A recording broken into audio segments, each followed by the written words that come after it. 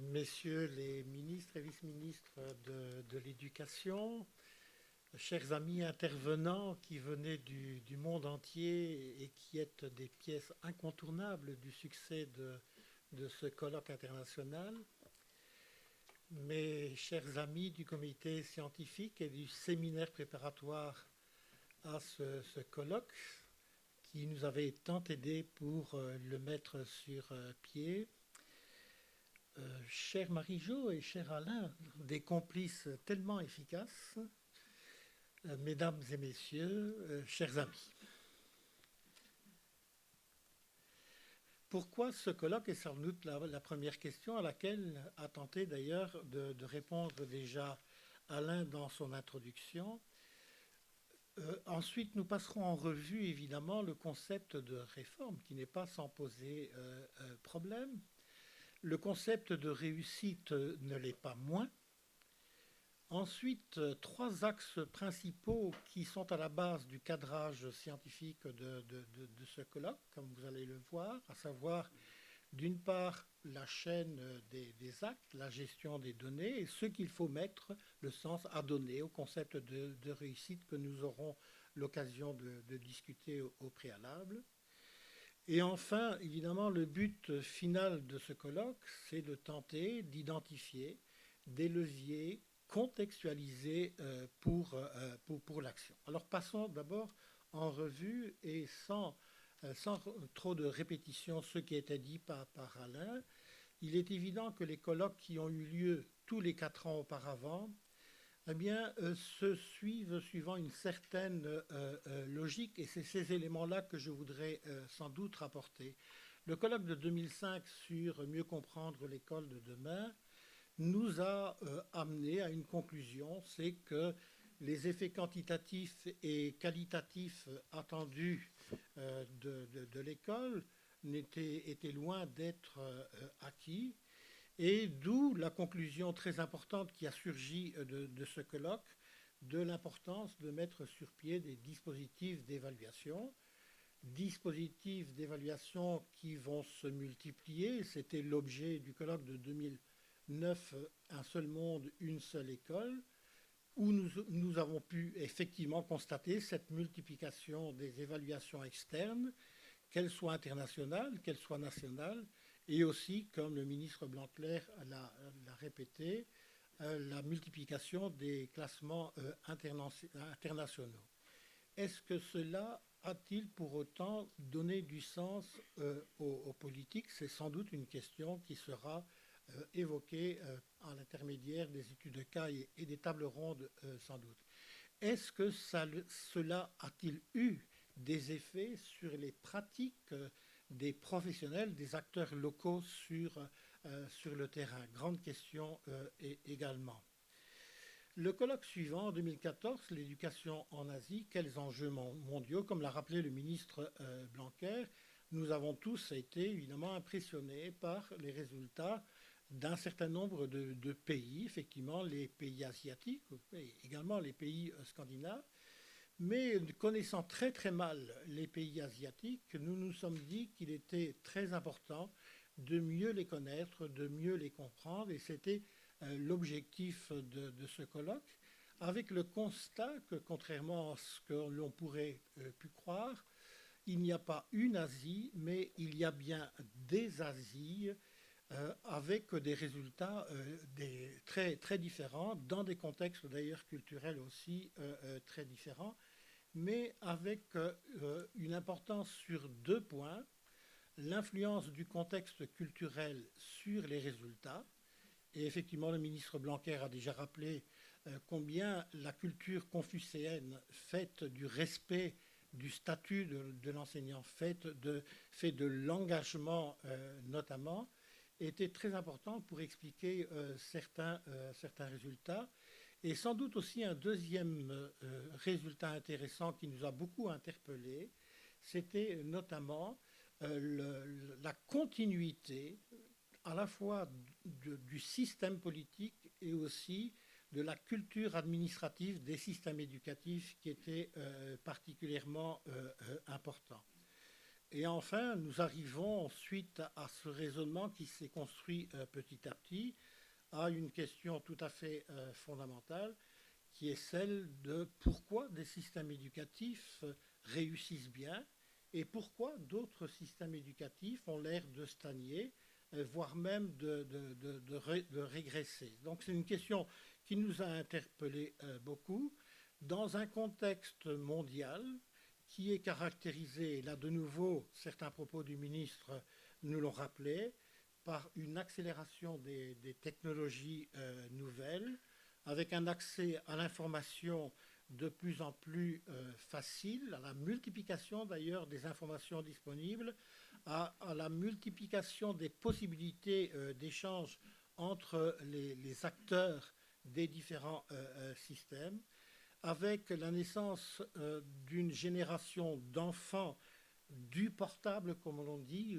ou des petites poussettes, comme disait Michel Serres, qui nous a quittés, et pour lesquels des recherches tout à fait récentes en neurosciences montrent que le degré d'attention de la mémoire à court terme est de 9 secondes au maximum et qui semble diminuer avec le temps, à tel point que les GAFA, ces fameux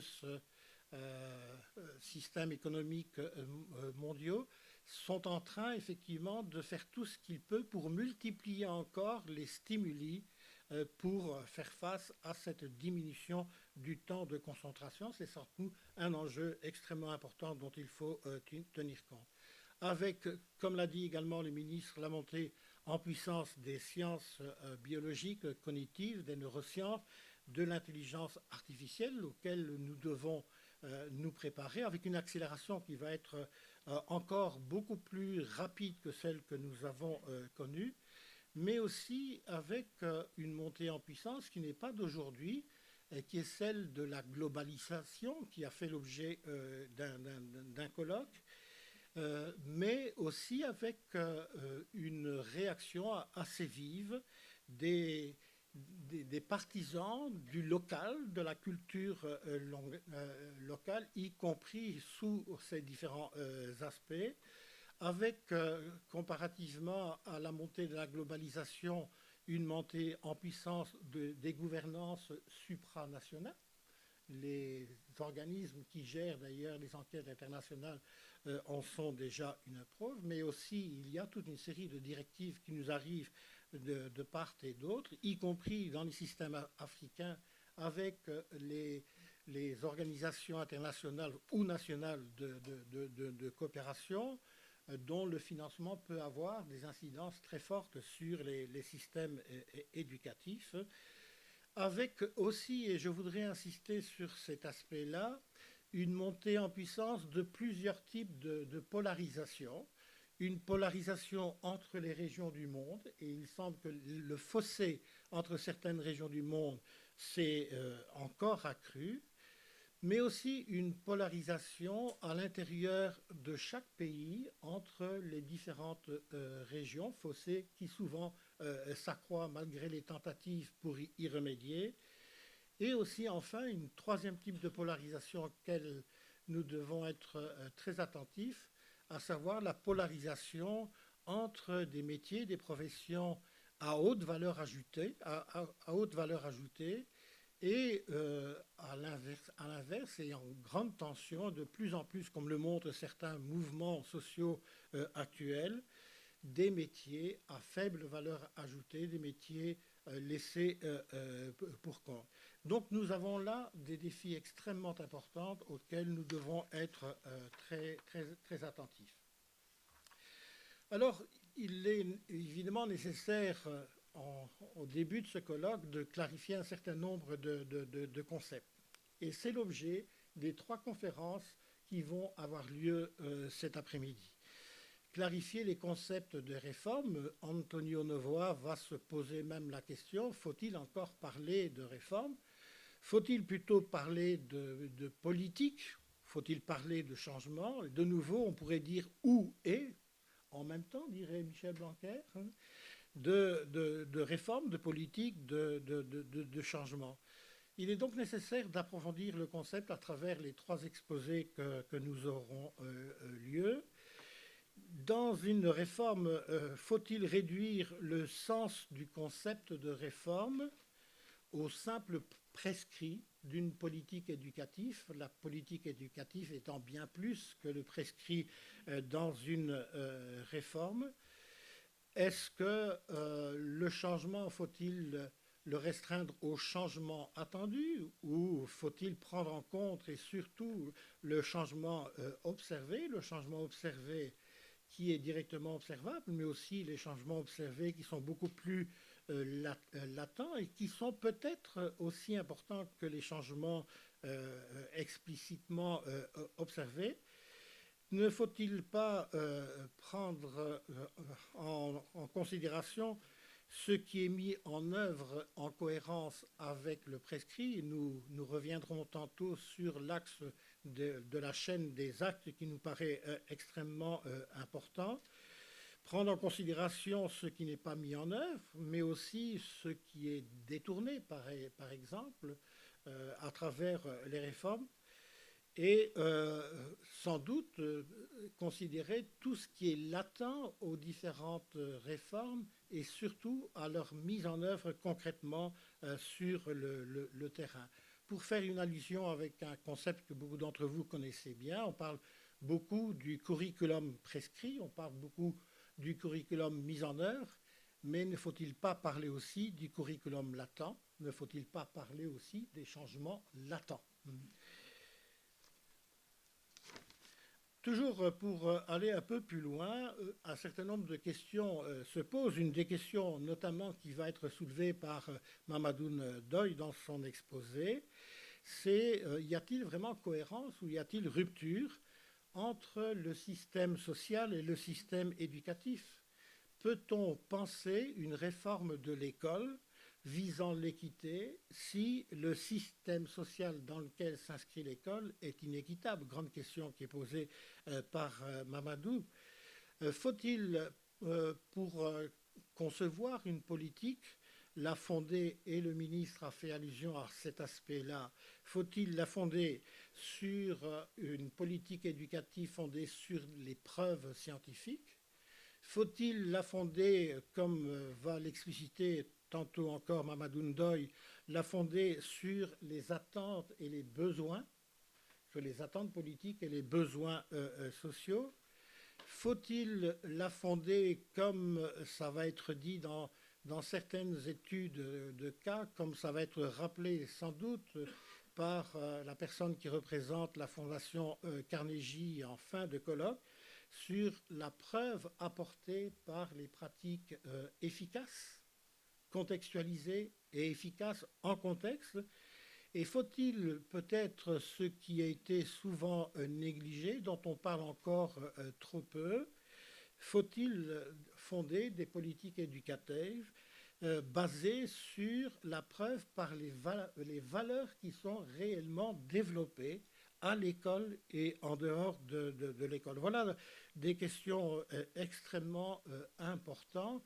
Et je sais que Roger François Gauthier, qui vient de publier il y a 15 jours un livre, aborde cette question dans son livre intitulé Crise des programmes scolaires vers une école de la conscience, ce qui nous paraît extrêmement important. Et quant au changement, faut-il encore, comme ça va être évoqué dans la conférence de Mamadou Ndoye, concevoir plutôt des changements et une gouvernance axée plutôt sur un type de changement additif qui ajuste et élargit le système éducatif? Faut-il plutôt que ce type de changement soit de nature corrective, corriger mais sans modifier le système?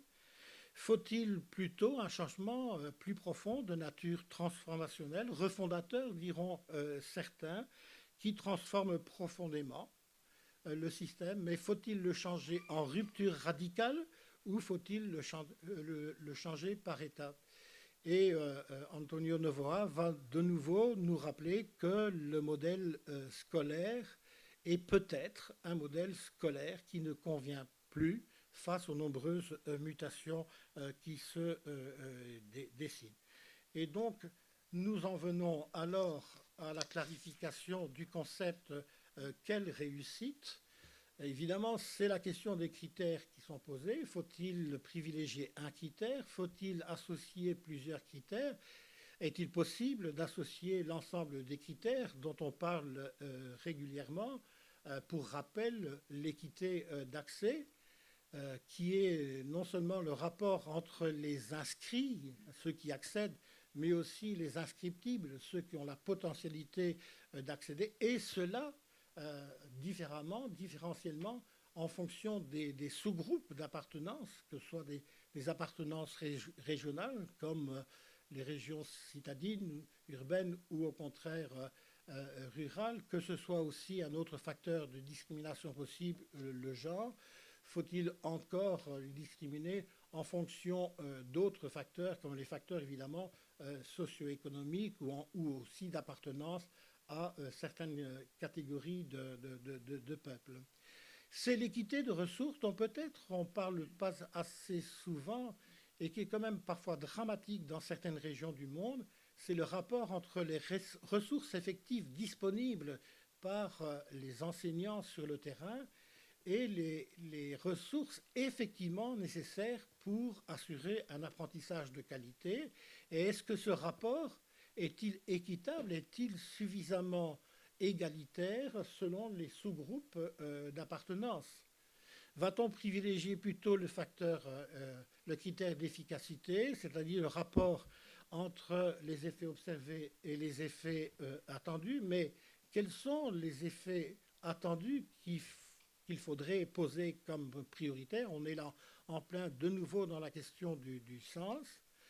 Faut-il privilégier aussi le critère d'efficience, qui est le rapport entre les effets observés et les ressources investies, en se disant qu'un rapport particulièrement favorable permettra d'orienter éventuellement la politique vers d'autres critères, tels que les critères d'équité et les critères, par exemple, d'efficacité? Faut-il privilégier l'équité des résultats, c'est-à-dire une égale distribution des acquis, des bénéfices de l'école, du système scolaire, en fonction des différents groupes?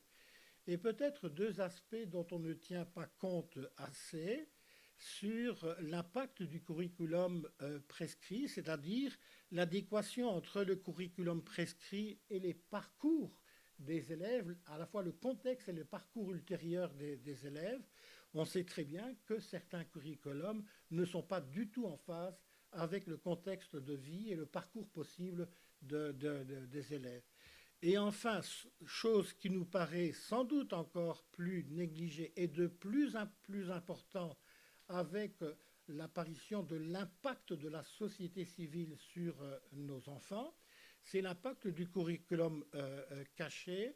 Quels sont les effets du curriculum réellement mis en œuvre sur le développement de l'enfant et sur le développement de la société qui va advenir et qui nous semble très important? Et sans doute y a-t-il d'autres critères, dont un dont le ministre a parlé et qui est évoqué dans certaines études de cas, c'est évidemment le bien-être de l'enfant lui-même. C'est par exemple la confiance, le sentiment de confiance, qui est, rappelons-le, l'objectif numéro un du système du corps curriculum national finlandais, qui est faire en sorte que chaque enfant a un degré de confiance sain, c'est-à-dire juste. Et de nouveau, dans cette question du sens qui nous est si chère, comme on dit, le sens, on peut le voir en direction de qui et quelles sont les valeurs sous-jacentes. Si on reprend l'équité d'accès, sans doute que l'on va orienter la politique vers une plus grande accessibilité, mais parce qu'on a confiance dans les valeurs de l'école. Mais peut-on toujours avoir confiance dans les valeurs de l'école? Il y a une littérature de plus en plus abondante qui dit que dans un certain nombre de cas, l'école produit des contre-valeurs à tel point que beaucoup de parents d'élèves, et les enfants des ministres très souvent par exemple, vont privilégier un autre type d'école que l'école publique. C'est aussi, de façon beaucoup plus dramatique, c'est l'avènement des communautarismes, comme le ministre l'a dit. Et donc la question des valeurs est constamment à interroger. Pour l'équité des ressources, évidemment, on va diriger son action politique plutôt vers les zones défavorisées pour combattre, je suppose, les déterminismes latents.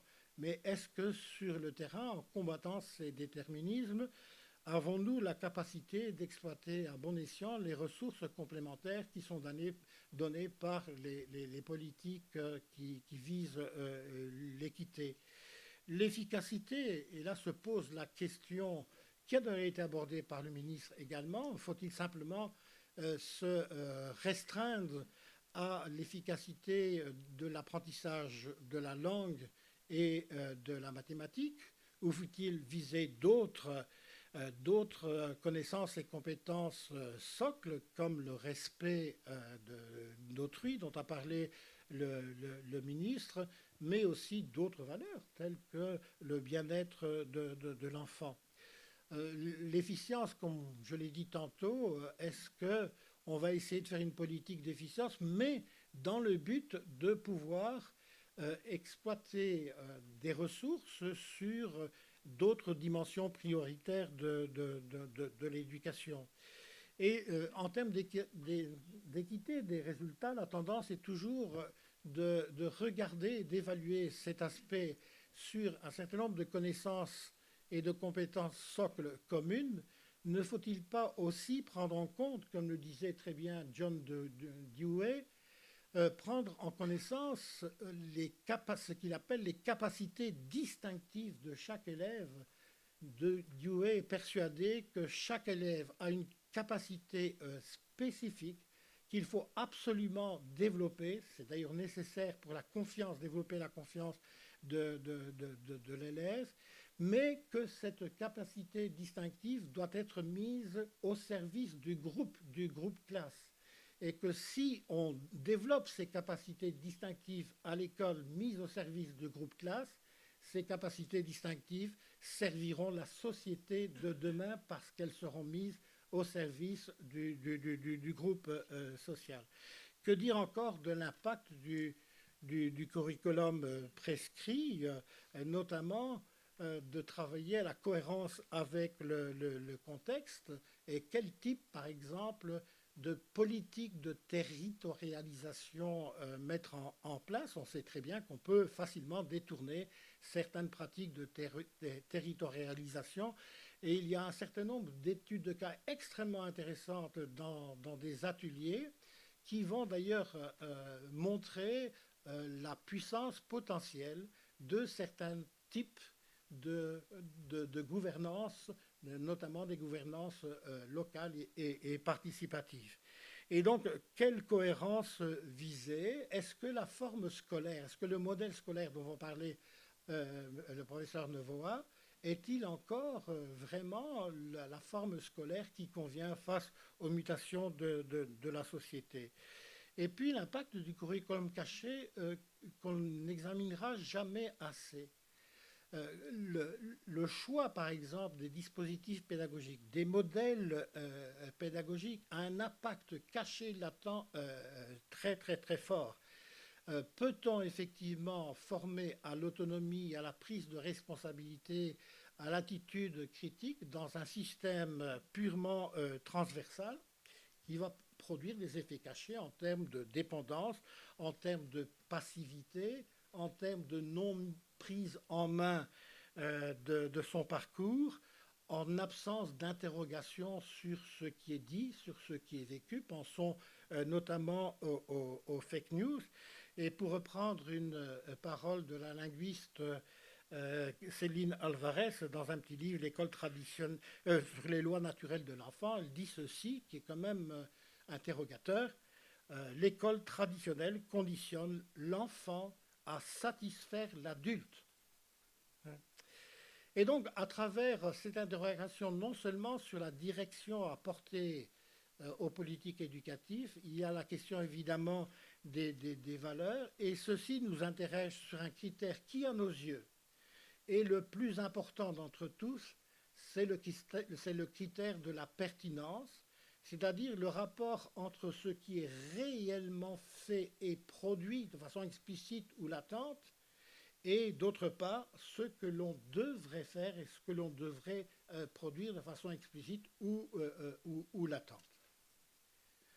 J'en reviens maintenant à un des axes fondamentaux du cadrage scientifique, qui est ce que nous avons appelé, après le séminaire préparatoire, la chaîne des actes, à travers le maillage du système éducatif. Vous avez devant les yeux un maillage relativement, pas complet évidemment, mais sur les institutions et les acteurs principaux du système éducatif.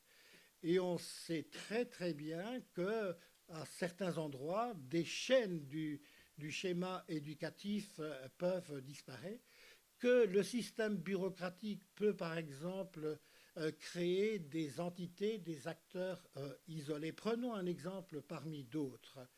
Les institutions de formation dont le ministre a parlé sont très souvent, dans beaucoup de pays du monde, les derniers avertis d'une réforme qui est en train de se mettre en place. Or, ils ont formé les acteurs qui vont devoir l'appliquer. Et je pourrais multiplier le nombre d'exemples de cette nature-là. Et comme le temps court, je vais m'attarder à trois types de chaînes d'actes que l'on rencontre ou dont on va parler notamment dans les études de cas.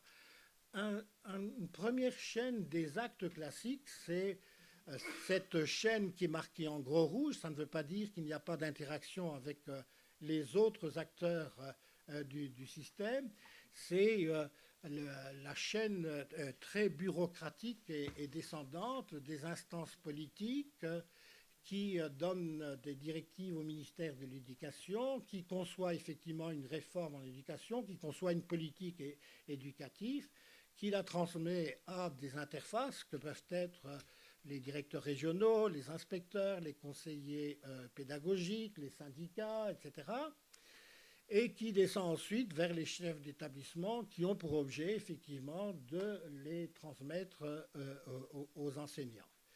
On sait très bien que ce type de chaîne d'actes a beaucoup d'effets pervers en termes notamment de rupture de chaîne, en termes de zones qui ne sont pas atteintes, en termes de dénaturation de la transmission tout au long de la chaîne, de la récupération effectivement de la transmission en fonction de ses propres intérêts.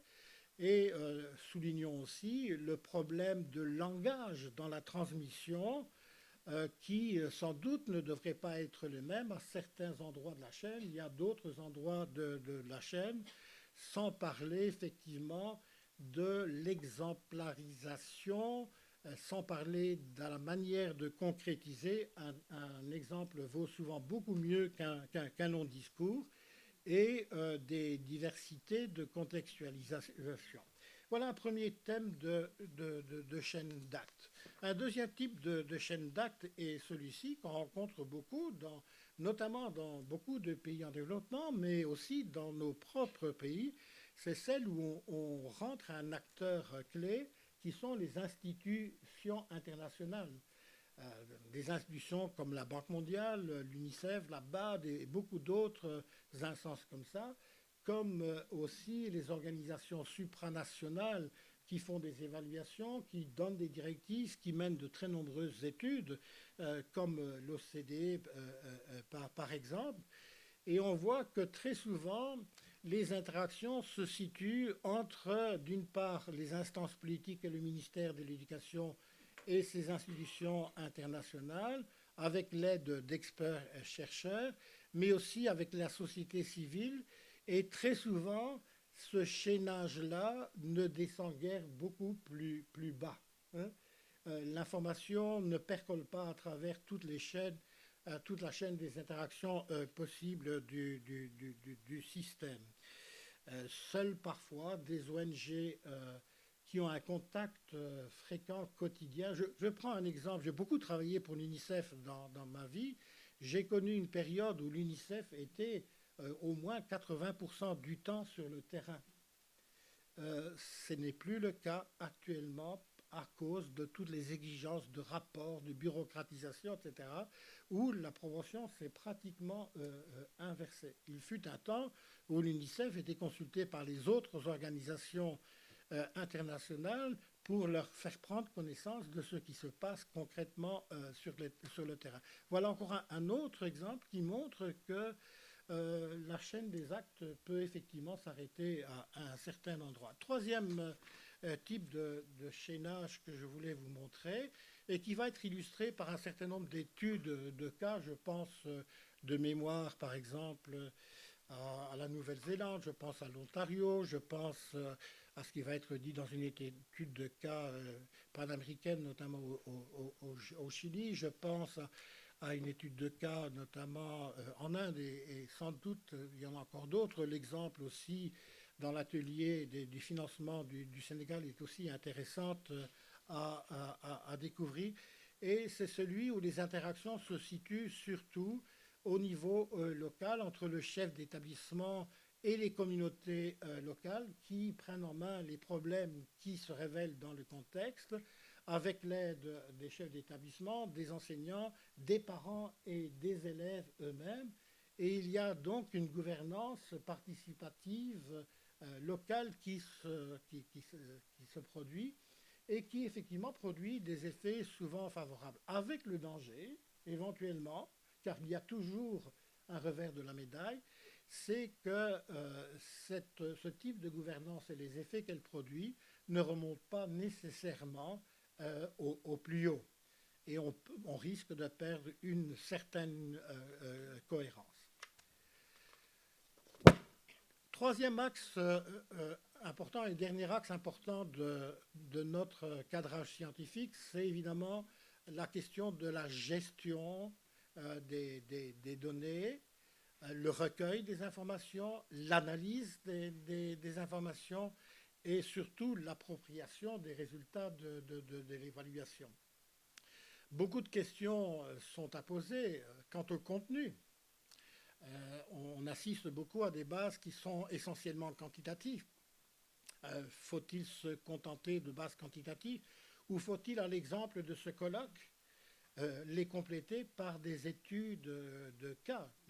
Il nous semble que oui, parce que les bases de données quantitatives nous posent une série de questions essentielles.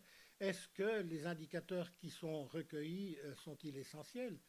Y en a-t-il pas trop? Est-ce que les indicateurs essentiels sont présents? Est-ce qu'ils sont fiables? Et on sait que la question de la fiabilité interroge beaucoup des organismes tels que les IEP, par exemple, de l'UNESCO. Est-ce que vraiment on a des indicateurs qui portent sur la maîtrise des compétences? Mais quelles compétences, quelles connaissances et quelles compétences? Qui recueille quoi, hein? Et quelles incidences sur la fiabilité? Est-ce qu'une information peut être un peu moins fiable, mais récoltée par des participants locaux, va-t-elle être plus facilement exploitée qu'une information qui a été récoltée simplement par un élément du pouvoir régional ou central? Est-ce que la diffusion a-t-elle été bien faite? Je suis tout à fait étonné de voir, par exemple, il y en a d'autres que vous pourriez multiplier, que les résultats du PASEC 2014, très souvent, hein, ça a été restreint à la sphère de l'État central. Et encore à l'intérieur de la sphère centrale, seules quelques directions connaissent effectivement les résultats de cela, alors que l'essentiel porte sur des choses qui ont été récoltées au niveau local. L'analyse est faite par qui? Est-ce qu'elle doit se faire uniquement au sommet de l'État ou est-ce qu'elle doit aussi être faite au moins partiellement sur certains aspects par les niveaux d'interface et les niveaux des acteurs locaux? Mais est-ce que la transmission de l'information est suffisamment lisible. Et donc la forme est une question très, très, très, très importante. Et n'est-il donc pas nécessairement de la compléter pour donner du sens par des études de cas, comme nous allons tenter de le faire dans ce colloque, hein, donner du sens aux études de cas et donner du sens à travers différents types d'acteurs, d'ailleurs, par différents types d'acteurs. Et là, l'approche comparative est extrêmement intéressante. Et sur quoi faire porter les études de cas sur des problèmes, sur des lieux prioritaires, quels sont-ils, hein? Et pour aboutir finalement à quoi? Est-ce que le but n'est-il pas de faire émerger une conscience, une école de la conscience et une appropriation par les acteurs qui se traduisent dans des évolutions des pratiques locales?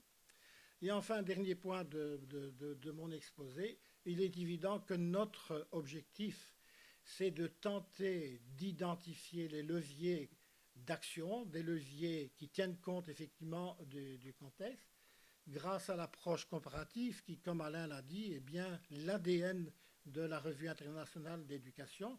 Et nous comptons énormément sur les rapporteurs d'ateliers, sur les animateurs, mais sur les rapporteurs d'ateliers avec qui j'aurai réunion demain soir, pour qu'ils identifient prioritairement, à partir de l'analyse de leurs études de cas, à partir des discussions qui seront menées, et j'espère qu'elles seront très riches, quels sont les leviers qui sont identifiés en tenant compte effectivement des caractéristiques des contextes dans lesquels ces analyses ont pu être faites.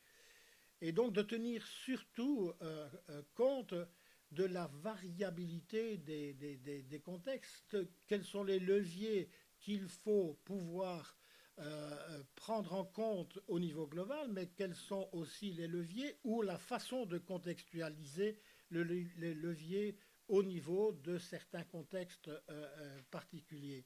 D'où la constitution de nos 6 ateliers, 3 qui portent plus spécifiquement sur les conditions des réformes, à savoir l'accessibilité au système éducatif et la mobilisation, notamment l'accessibilité notamment des réformes à l'ensemble du système éducatif et la mobilisation des acteurs, sur les nouveaux éclairages qui apparaissent à travers les études de cas. Il y a un atelier spécifique pour ça, mais je sais que dans d'autres ateliers, de nouveaux éclairages sont également apportés, à travers sur la question des financements et comment les financements percolent à travers la chaîne du réseau éducatif, du maillage éducatif, et avec quel type d'effets, effets réels, effets détournés, etc. Et puis plus spécifiquement 3 ateliers sur les effets. Est-ce que l'accès finalement est-il plus équitable? Est-ce que la réforme, l'étude de cas a-t-il obtenu des résultats en termes d'équité? Quelle qualité et quel sens est donné à la qualité dans les études de cas qui vont être évoquées? Question évidemment du sens qui, à nos yeux, est extrêmement important. Est-ce que finalement la gouvernance du système éducatif au sein de la politique éducative a-t-elle été améliorée? Et là, on revient aussi sur les types de gouvernance.